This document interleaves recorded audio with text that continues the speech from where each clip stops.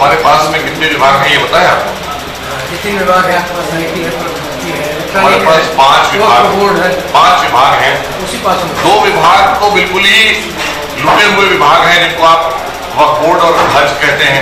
तो हज का इस बार बहुत अच्छा इंतजाम करा दिया गया। जितने भी हज करने लोग गए थे या लौट कर आए हैं, उन्होंने खुद इस बात के लिए मीडिया के सामने आकर कहा कि इससे बेहतर इंतजाम मैंने पहले नहीं देखा।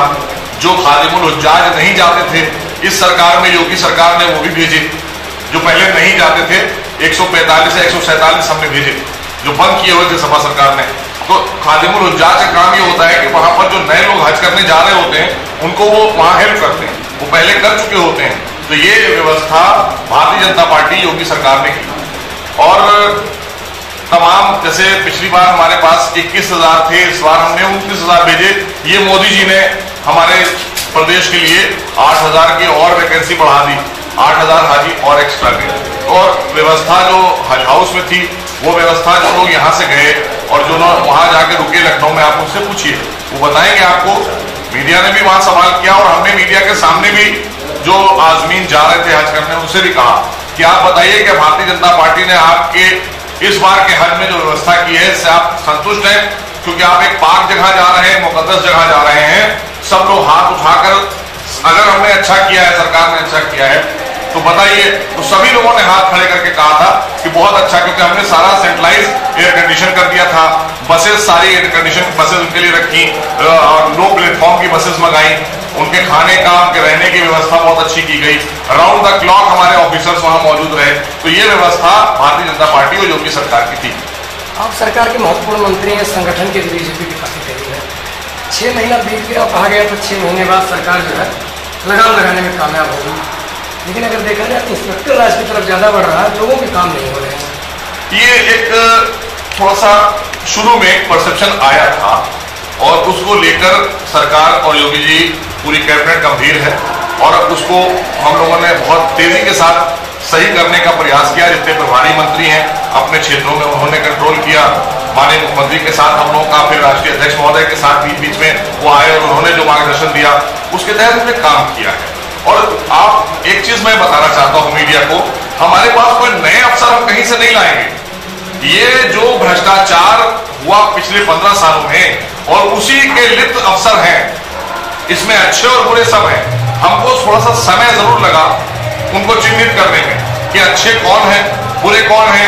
कोई अफसर ऐसे भी हैं जो बहुत अच्छे थे लेकिन वो उस दबाव में काम नहीं कर पा रहे थे, तो उनको भी निकाला हमने। स्क्रूटनी करने में थोड़ा समय लगा, लेकिन अभी व्यवस्था जो है वो बहुत तेजी से ठीक हो रही है।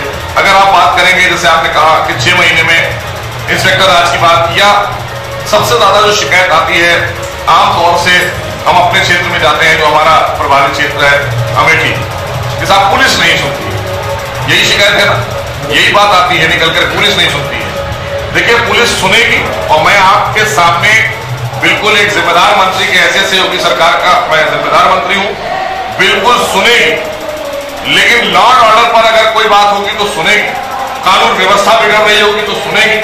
लेकिन अनावश्यक तरीके से हमें भी ध्यान देना होगा कि अफसर पर हम भी दबाव ऐसा ना बनाने की कोशिश करें कि अफसर काम कर रहा है और हम ये कहकर दबाव बनाएं हमारे कार्यकर्ता का सम्मान नहीं होगा। हम जरूर उससे सवाल करेंगे, जरूर उसको चेक करेंगे, कार्यकर्ता को भी शालीनता से, क्योंकि हमारा कार्यकर्ता बहुत शालीन है, बहुत ही डिसिप्लिन है। हमसे डिसिप्लिन कोई कार्यकर्ता किसी पार्टी का नहीं है, ये मैं चैलेंज से कह सकता हूं, विश्वास के साथ कह सकता हूं कि अनुशासन में रहना अगर किसी को सीखना है तो भारतीय जनता पार्टी और हमारे संघ में आए और हम सिखाएंगे कि अनुशासन क्या होता है। अगर थोड़ा सा कुछ अभी नए नए बच्चे हैं, नौजवान हैं, क्योंकि उन्होंने देखा है जिन जगहों पर हम रहते हैं उन जगहों पर ऐसे ऐसे लोग नेता बन के बड़े बड़े आदमी बन गए, बिजनेस टाइकून बन गए। कैसे बन गए ये प्रश्न आप उनसे भी कर सकते हैं बजाय हमसे करने के। ये प्रश्न उनसे भी पूछिए कि आप 15 सालों की सरकार में इतना बड़ा धन कहां से अर्जित कर लाए, कौन सा कारोबार आप करते थे? आप खाली एक मामूली से क्षेत्रीय नेता थे और नेता के साथ साथ आप इतना आपने रोलिंग करी, इतना पैसा आ गया आपके पास। इसीलिए हमारी सरकार की प्राथमिकता है भ्रष्टाचार पर कतई तौर पर समझौता नहीं होगा, लॉ एंड ऑर्डर पर समझौता नहीं होगा। विकास कार्यों को लेकर जो भी अफसर अपना रवैया ढुलमुल रखेंगे उनके खिलाफ कार्रवाई। हम प्रदेश के मंत्री से नहीं बात करें, व्यक्तिगत मोहसिन रजा जी से बात कर रहे हैं। क्या भ्रष्टाचार पर रोक लग गई या कुछ और समय चाहिए? मैं चैलेंज से कह सकता हूं कि सरकार में, मंत्रिपरिषद में ऊपर से नीचे तक अगर एक भी भ्रष्टाचार आप साबित कर दीजिएगा, मैं टीवी चैनल में कह रहा हूं कि मैं रिजाइन कर दूंगा अगर मेरा एक भी मंत्री लिप्त दिखा दीजिएगा। अगर कोई अफसर कर रहा होगा उसके खिलाफ कार्रवाई करेंगे, अगर आप लोग देंगे प्रमाण के साथ कोई शिकायत करेगा। पिछले महीने या 2-3 महीने पहले सरकार ने अफसरों का ब्यौरा माना था, उनकी संपत्तियों का, उसका क्या बात है? खुलासा नहीं हुआ अभी तक। हम लोगों ने संदेह ब्यौरा दिया, आपने पढ़ा नहीं? अधिकारियों का खुलासा नहीं हुआ। अधिकारियों का खुलासा नहीं हुआ। अधिकारियों से बार बार देखिए, अब आपने जो प्रश्न किया ये सही है, आप खुद इस बात का सवाल वहां पर भी करिए। सरकार की नीति और नियत पर कोई सवाल नहीं उठा सकता। हमारी नीति और नियत बिल्कुल साफ है। हम पारदर्शी सरकार लेकर आए हैं, विश्वास और विकास की सरकार। मोदी जी पर विश्वास है और भारतीय जनता पार्टी जो विकास कर रही है देश में, उसकी तरफ जनता सर उठाकर देख रही है। उम्मीदों पर यह सरकार बनी है और इतनी बड़ी बहुमत कभी नहीं आई है उत्तर प्रदेश में। ये विश्वास हमारा जो है ये अटूट रहेगा। इसको भारतीय जनता पार्टी और एक एक कार्यकर्ता इसके लिए जिम्मेदार है, हम टूटने नहीं देंगे, ये मैं आपको बताऊं। लेकिन जो आपने बात कही कि वो ब्यौरा नहीं दे रहे हैं, तो ब्यौरा वो नहीं दे रहे हैं ना, हम तो कार्रवाई करेंगे। लेकिन एक ऐसा होता है कि अपॉर्चुनिटी देना चाहिए कि फिर कब वो कहें कि साहब हमें अपॉर्चुनिटी नहीं दी आपने। तो अब 6 महीना हो गया ना, आप बार बार देख रहे हैं अखबारों के माध्यम से, टीवी चैनल्स के माध्यम से कहा जा रहा है कि आप अपना ब्यौरा दीजिए, और जब नहीं देंगे तो कार्रवाई शुरू हो जाएगी। जब मैंने दे दिया ब्यौरा, हमारे मुख्यमंत्री से लेकर और सारे मंत्रिपरिषद ने दे दिया, तो देना तो आपको ही पड़ेगा। एक सवाल और खास से जुड़ा है, भाजपा सरकार हर सब्सिडी जो है, भाजपा के जो नेता रहे हैं, हर सब्सिडी को खत्म करने के लिए सुनिश्चित कर देते हैं। नहीं, भाजपा सरकार के समय है। अच्छा प्रश्न आपने किया और अब आपको मैं और क्लियर कर दूं, भारतीय जनता पार्टी ने कभी सब्सिडी बंद करने की बात नहीं की।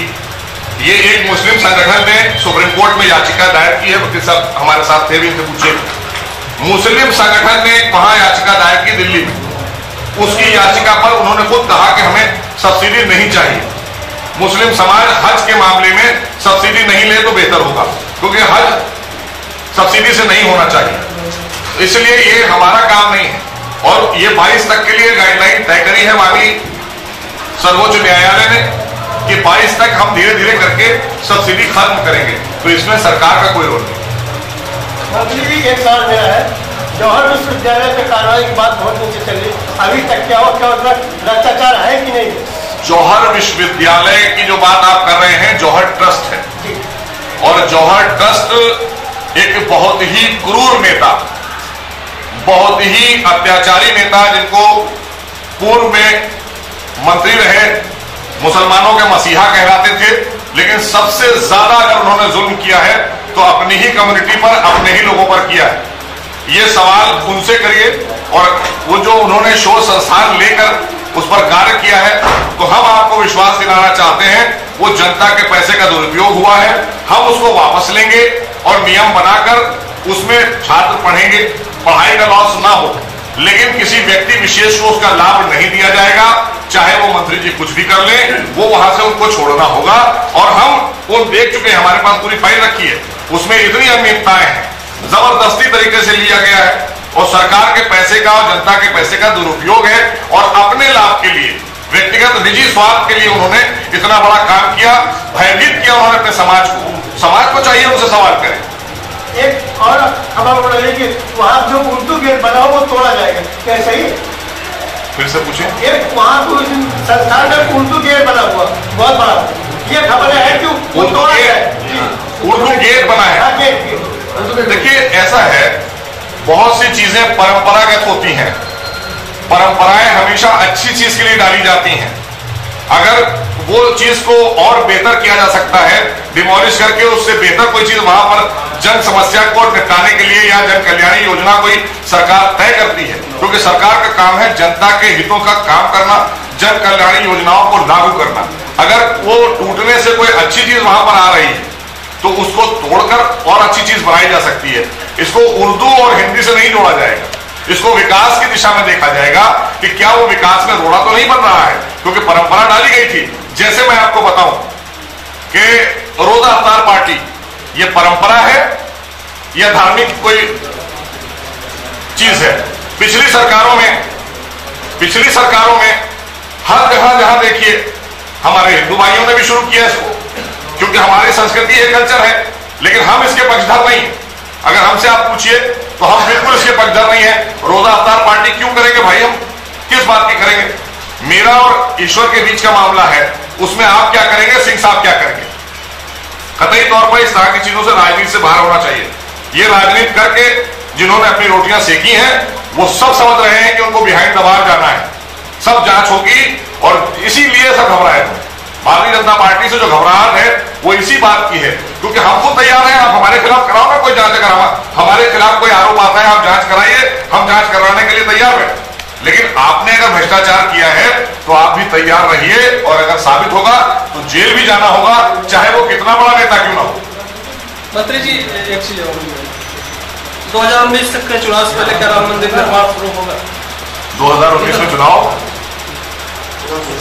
लोकसभा चुनाव से पहले, उससे पहले क्या राम मंदिर का निर्माण शुरू हो जाएगा?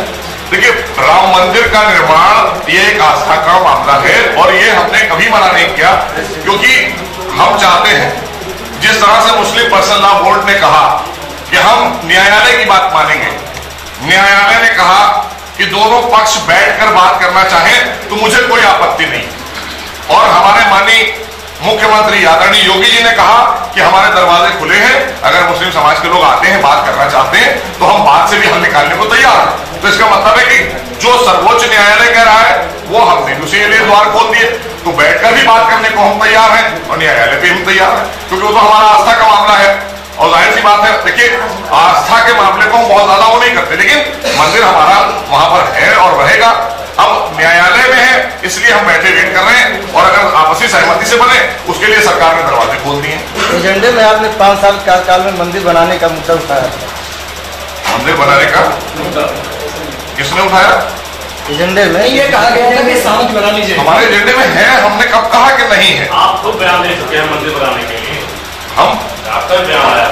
मैं तो कह रहा हूं, मैं एक बार नहीं 1000 बार कह रहा हूं, मैं तो प्रवक्ता था, मैं तब भी कहता था, मैं आज भी कह रहा हूं कि अगर राम मंदिर हिंदुस्तान में नहीं बनेगा तो भैया सऊदी अरब में तो हमारे मोदी जी गए थे, उन्होंने वैसे ही जगह दे दी कि मंदिर बनाइए। तो भी हिंदुस्तान को हमारा प्राथमिकता है, यहाँ पर यहीं तो मंदिर बनेगा, और तमाम जगहों पर मस्जिदें हैं। आप रखवाली करते हैं कि नहीं करते हैं? अभी आप देखिए नमाज रोजा होता है, हम इसको उस तरफ नहीं ले जाना चाहते, क्योंकि समाज के कुछ लोग मौका बस लोग हैं जो इसको लेकर हवा देते हैं।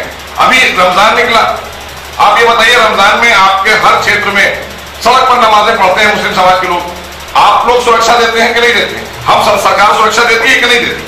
कौन लोग सुरक्षा देते हैं? नमाज तो वो पढ़ रहे होते हैं, सुरक्षा में तो हम ही आप बहुसंख्यक भाई तो लगे होते हैं। तो ये तो हमारे हिंदुस्तान की जैसी मोहब्बत और भाईचारा दुनिया में कहीं नहीं मिल सकता।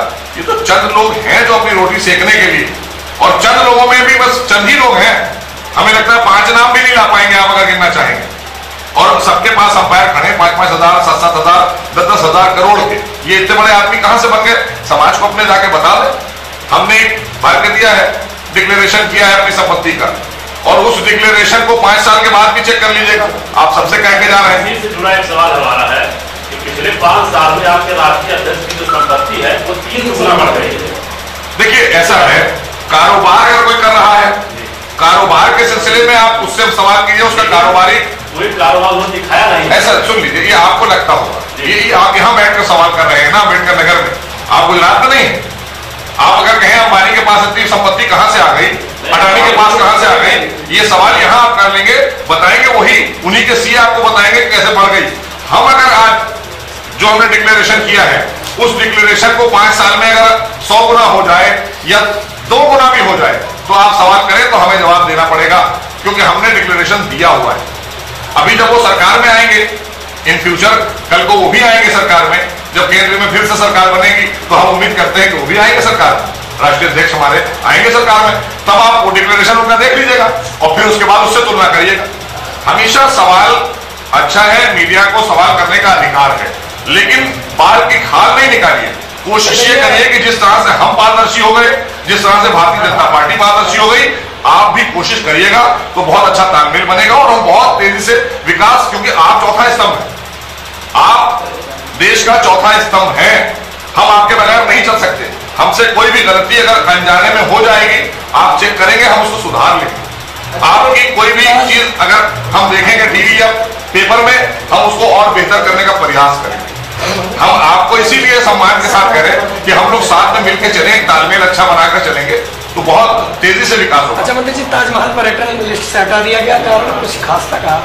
यार देखिए, ठीक है, मोहब्बत में अगर हम अपनी पत्नी की मजार इतनी बड़ी बना दें, बहुत से लोगों ने समाज में बहुत अच्छे अच्छे कार्य किए हैं, उसके ऊपर भी विचार कर लिया जाए और एक ताजमहल पर ही ना किया जाए।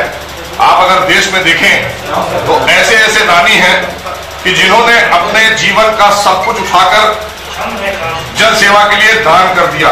ये मोहब्बत देश की जनता के प्रति हुई, वो व्यक्तिगत मुझे अपनी पत्नी से मोहब्बत हुई। बस इतनी बात मैं कहना चाहता हूँ। उनको उनका आउटलुक था वो जाने। ये सातवां कौन सी बात आ गई उसको हटाने के लिए? क्या चीज हो गई? अरे ताजमहल तो सेवन वंडर्स में तो वो ताजमहल भी है। अभी हिंदुस्तान पूरा घूम लीजिएगा तो 7 वंडर्स इतने निकल आएंगे हिंदुस्तान में, इससे भी अलग कहीं निकल आएंगे। हिंदुस्तान बहुत बड़ा मुल्क है हमारा। आप ये कौन बनाता है? कभी 7 वंडर्स में चला जाता है। अरे भैया, लखनऊ में भूल भुलैया है, गए कभी आप? 4 रास्ते हैं, 3 गलत है, 1 सही है, आप निकल नहीं पाएंगे बाहर। 7 वंडर्स में उसको भी होना चाहिए। नहीं, आप ठीक है। प्रश्न अब आप उस पर कल्याणी को बनाए हैं, केंद्र की और उत्तर प्रदेश की, क्योंकि हमारी दोनों जगह सरकार है। अब हम तेजी से विकास की तरफ बढ़ेंगे।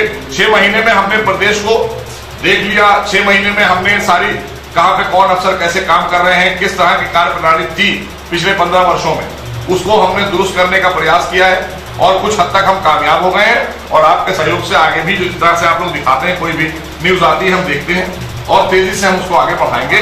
और जन कल्याणी काम सरकार करेगी। ये सरकार जनता की सरकार है और जनता की उम्मीदों की सरकार है, इसलिए विकास तो प्रदेश में होगा ही होगा।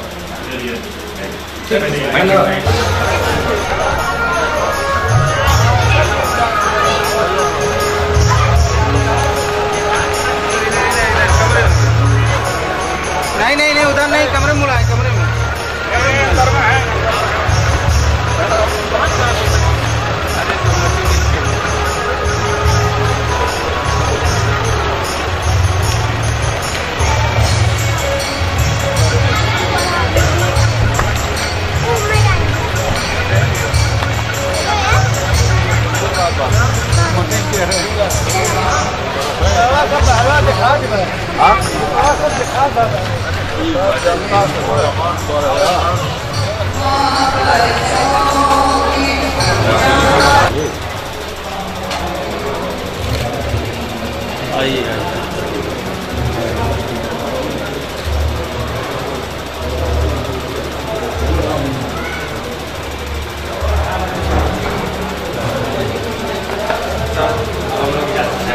बहुत खुशी हुई आपसे।